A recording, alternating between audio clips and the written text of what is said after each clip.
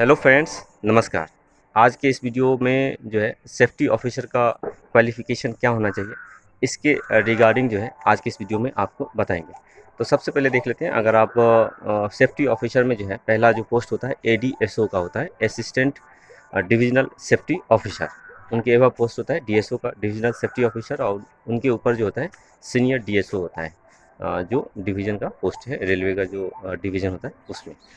तो एडीएसओ का एक एक तो जैसे जो डायरेक्ट रिक्रूटमेंट जो होता है यूपीएससी के थ्रू होता है। यूपीएससी पहले ईएससी का एग्जामिनेशन कंडक्ट करती थी, आजकल में जो है आईआरएमएस का एग्जामिनेशन कंडक्ट करती है, इंडियन रेलवे मैनेजमेंट सर्विस। तो उसके थ्रू आता है। और दूसरा उसमें क्वालिफ़िकेशन अगर जो डायरेक्ट रहता है उनका क्वालिफ़िकेशन जैसे बीटेक होना चाहिए या एमटेक होना चाहिए। एक्चुअली वो लोग एलिजिबल होते हैं। इसके अलावा अगर आप एलडीसी जो होता है, लिमिटेड डिपार्टमेंटल कॉम्पिटिटिव एग्जामिनेशन, जो डिपार्टमेंटल एग्जामिनेशन होता है जो पहले जोनल रेलवे कंडक्ट करती थी, अब जो है रेलवे बोर्ड के द्वारा जो है NAIR, national academy of Indian railway, जो बड़ौदा में स्थित है, वो कंडक्ट करेगी आगे से पूरे इंडियन रेलवे में। तो एक्चुअली उसमें जो है अगर आप 30% के लिए जो पोस्ट निकलता है उसमें अगर आपके पास डिप्लोमा का क्वालिफ़िकेशन है तो भी आप एलिजिबल होंगे, बीटेक का है तो भी।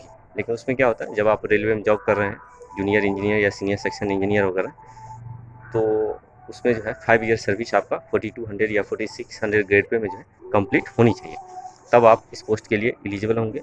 काफ़ी लोग का ये भी क्वेश्चन होगा कि जैसे कुछ लोग जो है डिप्लोमा नहीं किए होंगे और 10+2 मैथ के बेसिस पर जो है, जो एक्चुअली जीडीसी या एलडीसी जो डिवीज़न लेवल एग्जामिनेशन वगैरह जो होता है, उसके थ्रू जैसे अगर जेई बने होंगे, या जीडीसी एग्जामिनेशन जो जोनल रेलवे के थ्रू कंडक्ट करती है उसके थ्रू अगर आप जेई बने होंगे तो आप भी एलिजिबल हो जाएंगे। एक्चुअली एलडीसी का जो पोस्ट निकलता है एनएआईआर जो कंडक्ट करेगी।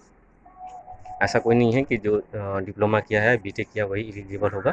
जो पहले से जेई अगर आप डिपार्टमेंटली भी अगर 10+2 मैथ था या कोई अलग क्वालिफ़िकेशन था, उसके बेसिस पर जो है अगर आप जूनियर इंजीनियर रेलवे में बने हैं किसी भी विभाग में, जैसे सिग्नल एंड टेलीकॉम हो सकता है, इलेक्ट्रिकल हो सकता है, इंजीनियरिंग हो सकता है, किसी में भी, तो आप एलिजिबल होंगे। और अगर आपका सिलेक्शन होता है तो उस पोस्ट पे जो है अगर आपको अपॉइंटमेंट किया जाएगा। दूसरा ज़्यादा केसेस में ये होता है कि जो लोग एक्चुअली इसमें जो है जैसे किसी को जैसे अच्छा सर्विस वगैरह नहीं है, तो वैसे लोगों को जो है एक्चुअली ये सेफ्टी ऑफिसर वगैरह बनाया जाता है। ऐसा जैसे इस आधार पर कह सकते हैं, जिससे अच्छे तरीके से ऑफिसर वगैरह का कंट्रोलिंग नहीं हो पाता है एक्चुअली जो ओपन लाइन वगैरह में, तो उस केस में उनको भी दिया जाता है। लेकिन ऐसा कोई फिक्स नहीं है, जो नॉर्मली भी जो होते हैं ऑफिसर, उनको भी सेफ्टी ऑफिसर दे सकता है। तो क्वालिफ़िकेशन आपको बता दिए, डिप्लोमा और बीटेक, या इसके अलावा जैसे एमटेक, या अगर 10+2 मैथ वगैरह या इसके समकक्ष किसी अलग क्वालिफ़िकेशन से अगर आप जूनियर इंजीनियर रेलवे में बने हैं किसी विभाग में डिपार्टमेंटली, तो भी आप एलिजिबल होंगे। तो ये क्या है, रेलवे का जो डिवीज़न होता है उसमें ऑफिस होता है एडीएसओ का, असिस्टेंट डिविजनल सेफ्टी ऑफिसर, और वो आपके ऊपर जो है डीएसओ बैठेंगे, डिविजनल सेफ्टी ऑफिसर, और उसके ऊपर सीनियर डीएसओ। तो दूसरा इसका वर्क प्रोफाइल ये होता है कि जैसे जो वर्क वगैरह जो चलते रहता है सेफ्टी के रिगार्डिंग, कहीं गाड़ी गिर गया तो रेलवे बोर्ड का सर्कुलर होता है कि ये जो है सेफ्टी जो है बरतनी चाहिए। जो ओपन लाइन का स्टाफ है उनको इस चीज़ का जो है अवेयरनेस फैलाने के लिए, बताने के लिए, तो वो सब काम रहता है। लेटर वगैरह ज़्यादा करना रहता है। दूसरा काउंसलिंग वगैरह भी कभी कभार करना पड़ता है कि जो फील्ड में जो स्टाफ काम करवा रहा है या कर रहा है उसको प्रॉपर नॉलेज है कि नहीं सेफ्टी के रिगार्डिंग, रेलवे के ट्रैक वगैरह से संबंधित।